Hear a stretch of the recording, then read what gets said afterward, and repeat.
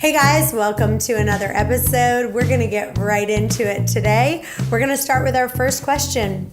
Hi, Chantel and Chris. I'm new to your podcast and I've immersed myself in all of your shows and I love your thoughts and ideas. I've been a 16.8 Ifer since 2012 after dropping 85 pounds. Wow, we need to have them. We need a picture of you. This is Chrissy Panciera from Meriden, Connecticut. So sometimes if you guys want us to put your last name, just let us know that you're okay with it. But Chrissy Panciera from Meriden, Connecticut, thank you so much. Okay, sorry, I got completely sidetracked after the 85 pounds. Let me focus.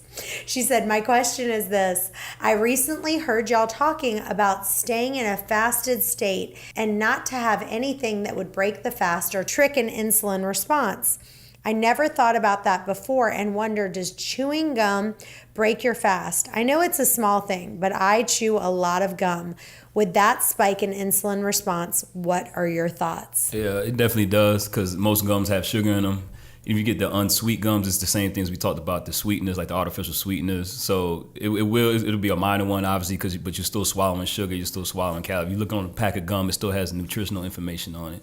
So you get a small one, but like, it would be just, like we said last week, you know, if it's make or break. Diet Coke, right? Like if they were doing if they were doing a sugarless gum, right? It would be almost similar to. It would be. I would be less because obviously just less calories and stuff, but it would be the same sweeteners and stuff that we talked about before last week. What was it, last week or the week before? That artificial sweeteners can spike the insulin as an insulin response.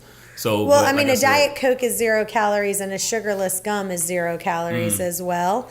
But it's still, that's the saccharin, the whatever they're putting in, all the artificial sweeteners, even if they have 0 calories, it has been proven that it does a small insulin response. Nothing like if it was a sugared one, but it does make one.